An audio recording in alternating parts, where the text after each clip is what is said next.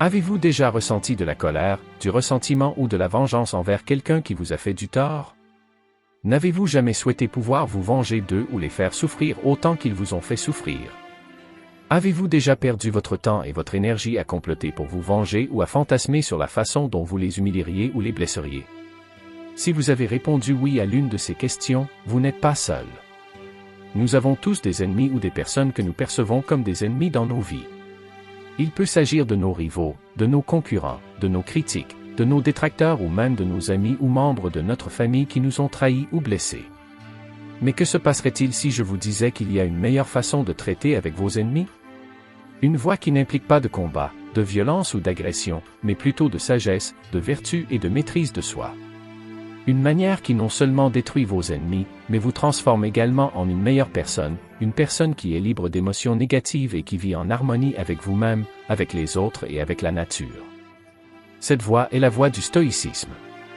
Le stoïcisme nous enseigne que la seule chose qui est vraiment sous notre contrôle, ce sont nos propres jugements, opinions et actions et que tout le reste est extérieur, indifférent et sujet au changement. Par conséquent, nous devons nous concentrer sur ce que nous pouvons contrôler et accepter ce que nous ne pouvons pas contrôler sans le laisser perturber notre tranquillité d'esprit. Le stoïcisme n'est donc pas une attitude passive ou indifférente, mais plutôt une attitude active et rationnelle qui nous permet de vivre selon notre nature et selon la raison et qui nous permet d'affronter tout défi, obstacle ou adversité avec courage, sagesse et dignité. Alors, comment le stoïcisme peut-il nous aider à détruire nos ennemis sans nous battre? Voici cette voie basée sur les enseignements des philosophes stoïciens. Numéro 1. Réalisez que votre ennemi n'est pas votre ennemi mais votre professeur. Dans le but de comprendre comment vaincre les adversaires sans recourir au conflit physique, le premier principe est de reconnaître que votre ennemi sert de puissant enseignant dans la salle de classe de la vie. Plutôt que de le considérer comme une force malveillante, considérez votre adversaire comme un catalyseur de croissance, défiant vos limites, dévoilant vos faiblesses et mettant en lumière vos vices. Votre ennemi devient un miroir reflétant les domaines où des améliorations sont nécessaires. Selon les mots de Marc Aurèle, l'éminent empereur romain et philosophe stoïcien, la meilleure façon de se venger est de ne pas devenir comme le malfaiteur. Cette profonde déclaration souligne l'importance de s'élever au-dessus de l'animosité et de cultiver des vertus en réponse à l'adversité. L'empêchement à l'action fait avancer l'action. Ce qui fait obstacle devient le chemin, a déclaré éloquemment Aurelius. Cette perspective vous pousse à transformer les obstacles en opportunités, en utilisant les défis comme des tremplins vers le développement personnel et moral. Plutôt que de succomber à la colère ou au ressentiment, acceptez les adversités posées par votre ennemi comme un moyen de développer votre résilience, votre courage et votre sagesse. De plus, Marc Aurèle encourage l'introspection avec le conseil suivant. Chaque fois que vous êtes sur le point de trouver à redire à quelqu'un, posez-vous la question suivante: quelle est ma faute qui ressemble le plus à celle que je vais critiquer? Cette approche introspective vous oblige à reconnaître vos imperfections avant de porter un jugement sur les autres, favorisant ainsi l'humilité et l'empathie. Par conséquent, au lieu d'entretenir de la haine ou de chercher à vous venger de votre ennemi, envisagez d'exprimer votre gratitude pour les précieuses leçons qu'il vous fournit. Faites preuve de bonne volonté, souhaitez leur bonne chance et explorez le potentiel de réconciliation. Changez de perspective pour ne plus considérer votre ennemi comme une menace, mais l'accepter comme un cadeau unique, une bénédiction qui vous propulse vers la découverte de soi et l'évolution personnelle. En adoptant cet état d'esprit, non seulement vous désarmez l'influence négative de votre ennemi, mais vous vous élevez également à un niveau supérieur de compréhension et de compassion. Essentiellement, le chemin pour détruire votre ennemi sans recourir à un conflit physique est pavé de la sagesse acquise en traitant l'adversité comme un enseignant guide dans votre cheminement pour devenir une meilleure personne. Dans la quête pour démanteler le pouvoir de votre ennemi sans recourir à la confrontation physique, la deuxième idée cruciale réside dans la compréhension que votre adversaire n'est pas la cause profonde de votre souffrance. En fait, ce sont vos propres jugements qui exercent ce pouvoir. Votre ennemi ne vous injecte pas directement de la colère, de la tristesse ou de la peur. C'est plutôt votre interprétation de leurs actions, vos processus de pensée et vos réactions qui façonnent vos réponses émotionnelles. Votre ennemi fonctionne alors comme un miroir reflétant le paysage interne de votre esprit et de vos émotions. Ils éclairent les zones où vos jugements sont faussés, où l'irrationalité et la réactivité émotionnelle gouvernent vos pensées. Dans ce contexte, votre adversaire sert de catalyseur, révélant les modèles d'attente irréalistes et mettant en évidence les attachements et les aversions profondément enracinés que vous entretenez envers les circonstances extérieures. Épictète, le philosophe stoïcien qui est lui-même sorti de l'esclavage pour devenir un enseignant vénéré, a résumé cette idée dans son Enchéridion. Ce ne sont pas les événements qui dérangent les gens. C'est leur jugement à leur sujet. Cette idée fondamentale remet en question l'idée que les événements extérieurs ont un pouvoir inhérent de perturber la tranquillité d'esprit. C'est plutôt le prisme à travers lequel ces événements sont interprétés qui façonne la réponse émotionnelle. Les hommes ne sont pas troublés par les choses, mais par les vues qu'ils en ont. Épictète a souligné que cette déclaration souligne l'accent mis par la philosophie stoïcienne sur le domaine interne, exhortant les individus à reconnaître que leur perception et interprétation jouent un rôle central dans la détermination de leurs états émotionnels. En comprenant que votre ennemi n'est pas le seul instigateur de votre tourmente, mais plutôt un catalyseur de vos propres jugements, vous acquérez le pouvoir de remodeler vos réactions et de cultiver la résilience émotionnelle. De plus, Épictète implore les individus de se rappeler que les insultes et les abus ne les insultent pas intrinsèquement. Au lieu de cela, c'est l'interprétation et le jugement placés sur ces actions qui conduisent à des sentiments d'insulte. Cela exige un profond changement de perspective, passant de l'attribution de la faute au monde extérieur à l'acceptation de la responsabilité de ses propres interprétations et réponses émotionnelles. Au lieu de diriger le blâme, la plainte ou le ressentiment vers votre ennemi, entreprenez le voyage transformateur de l'examen de conscience. Remettez en question vos hypothèses, examinez vos jugements et efforcez-vous de changer de perspective. Plutôt que de percevoir votre ennemi comme une source de douleur, de misère ou de peur, reconnaissez-le comme un catalyseur de conscience de soi profonde, de sagesse, de joie et de courage. Dans ce paradigme, votre ennemi devient un guide involontaire, vous conduisant vers le chemin de la liberté intérieure et du détachement des circonstances hors de votre contrôle. En reconnaissant que vos jugements détiennent la clé de votre état émotionnel, vous vous donnez les moyens de vous libérer des chaînes de la souffrance et d'embrasser la profonde libération qui accompagne un changement de perspective. 3. Comprends-les la stratégie primordiale pour neutraliser ton ennemi sans recourir à un conflit physique et de plonger profondément dans les domaines de la compréhension. Cela implique de comprendre les raisons derrière leur désignation comme votre adversaire, de discerner leurs désirs et de démêler les subtilités de leur processus de pensée. La clé réside dans le fait de les percevoir pour ce qu'ils sont vraiment, et non à travers le prisme de l'imagination ou de notions préconçues. En cultivant une compréhension profonde de votre ennemi, vous acquérez la capacité de naviguer judicieusement dans les conflits potentiels. Ces informations vous permettent de discerner de manière préventive leurs mouvements, d'exploiter leur vulnérabilité et d'éviter les confrontations inutiles. De plus, plonger dans leur état d'esprit vous permet de dévoiler leur humanité, d'être témoin de leurs imperfections, de leur vulnérabilité et de leurs luttes internes. Cette prise de conscience démantèle la notion simpliste selon laquelle ils sont intrinsèquement mauvais, les transformant en individus qui peuvent être égarés plutôt que malveillants, imparfaits plutôt que monstrueux, et fondamentalement similaires à vous plutôt que différents. Comprendre votre ennemi offre également un miroir de votre propre psyché. Il dévoile les déclencheurs de votre colère, les menaces qui pèsent sur votre ego et les défis qui pèsent sur vos valeurs. En scrutant vos réactions et vos motivations, vous vous lancez dans un voyage de découverte de soi. Ce processus d'introspection vous permet d'apprendre de vos erreurs, d'affiner votre caractère et de nourrir la croissance de la sagesse en vous. Sénèque, le philosophe stoïcien vénéré, a résumé succinctement cette approche transformatrice: la meilleure façon de vaincre un ennemi est d'en faire un ami. Cet aphorisme transcende la compréhension conventionnelle de la défaite d'un adversaire par la force, exhortant les individus à explorer le pouvoir transformateur de transformer un ennemi en allié. Une telle conversion n'est pas simplement un changement externe, mais une métamorphose interne qui nécessite une compréhension profonde des motivations et des perspectives des deux parties. En comprenant votre ennemi, vous pouvez aussi vous comprendre vous-même. Vous pouvez voir ce qui déclenche votre colère, ce qui menace votre ego et ce qui remet en question vos valeurs. Vous pouvez examiner vos propres motifs, actions et conséquences. Vous pouvez apprendre de vos erreurs, améliorer votre caractère et développer votre sagesse. Quatrièmement, ignorez-les. Dans la tapisserie complexe du démantèlement de l'inimitié sans s'engager dans un combat physique, la quatrième stratégie puissante est l'art de l'ignorance délibérée. Cela implique une décision consciente de détourner l'attention de votre adversaire, en choisissant de ne pas reconnaître ses paroles, ses actions ou sa présence même. C'est une approche qui implique de les traiter comme s'ils étaient discrets ou inaperçus. Le fait d'ignorer votre ennemi est une tactique redoutable, le dépouillant de la satisfaction qui accompagne souvent la provocation, le mal ou l'influence. En faisant preuve d'indifférence à l'égard de leurs tentatives de perturbation, vous communiquez un message puissant selon lequel ils n'ont aucune influence sur vos émotions, vos actions ou votre bien-être. Cela les prive non seulement de la réaction attendue, mais signifie également que leurs efforts sont futiles et non pertinents.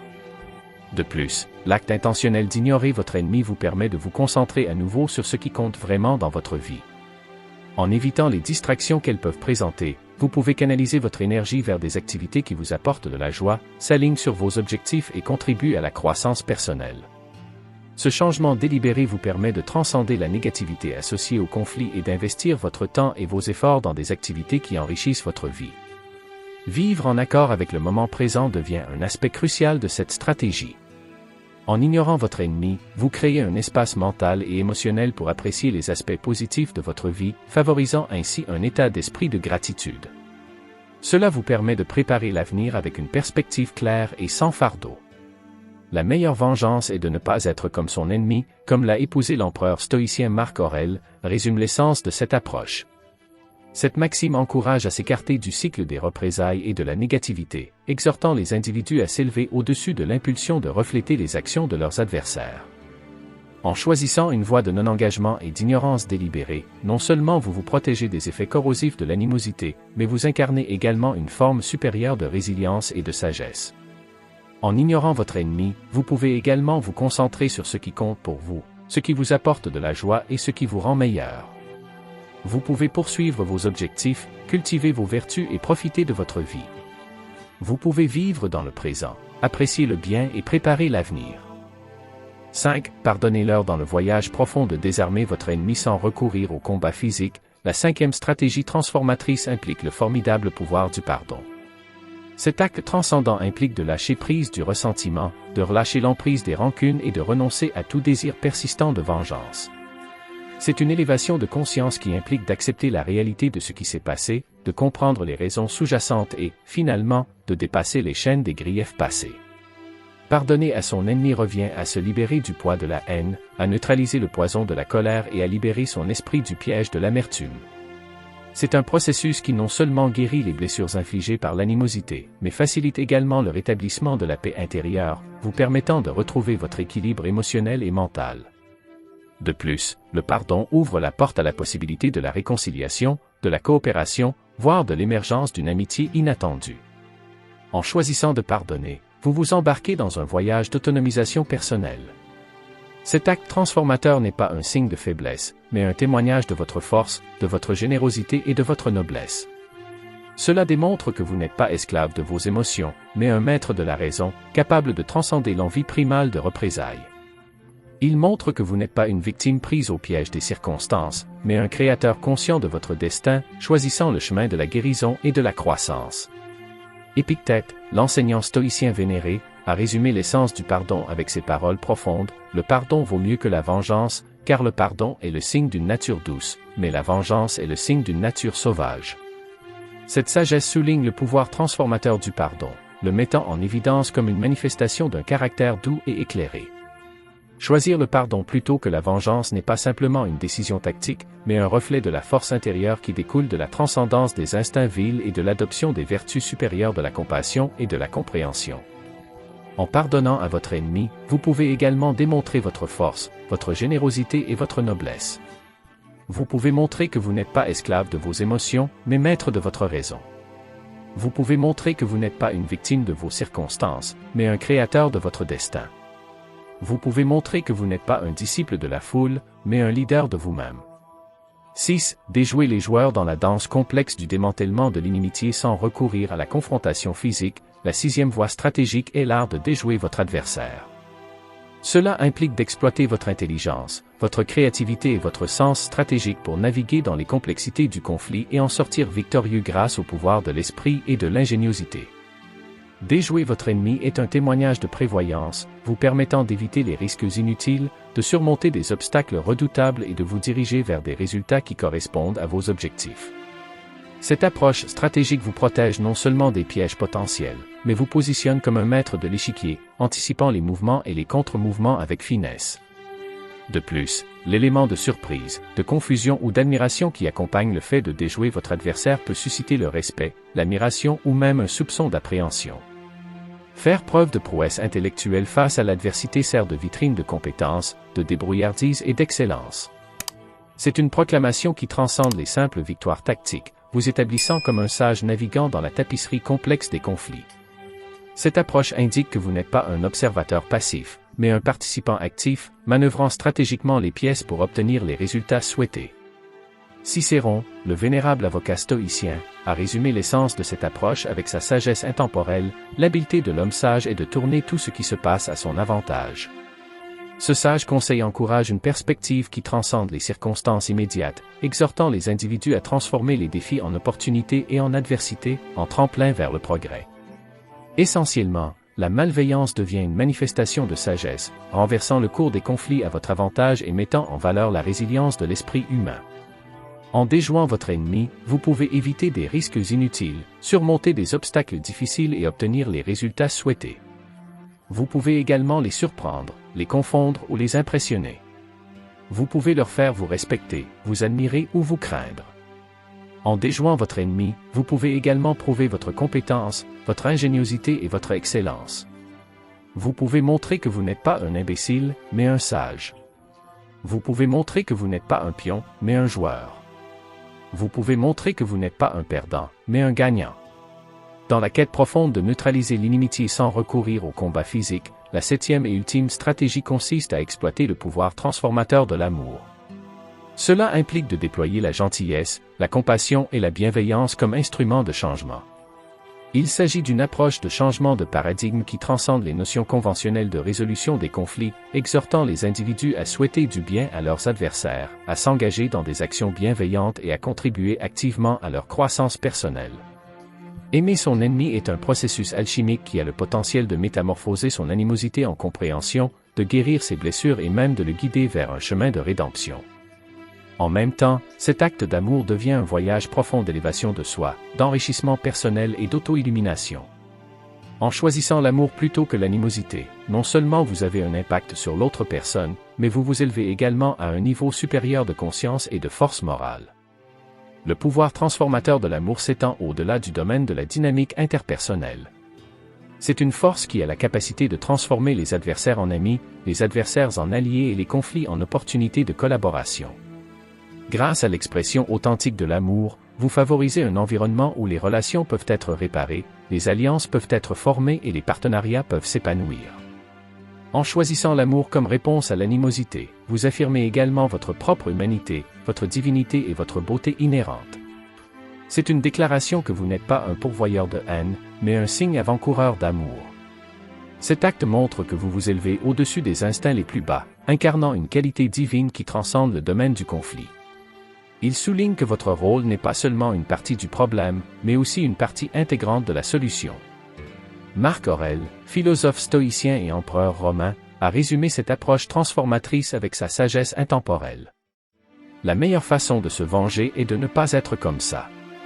Cette déclaration profonde remet en question la notion de vengeance en tant que solution, exhortant les individus à s'élever au-dessus du cycle de la haine et à imiter une norme de conduite plus élevée, enracinée dans l'amour et la compassion. En aimant votre ennemi, vous pouvez aussi exprimer votre humanité, votre divinité et votre beauté. Vous pouvez montrer que vous n'êtes pas un haineux, mais un amoureux. Vous pouvez montrer que vous n'êtes pas une bête, mais un Dieu. Vous pouvez montrer que vous ne faites pas partie du problème, mais que vous faites partie de la solution. En adoptant cette façon transformatrice de dissoudre l'inimitié sans recourir au combat physique, la philosophie stoïcienne offre une feuille de route profonde non seulement pour vaincre les adversaires extérieurs, mais plus important encore, pour conquérir les ennemis internes en soi.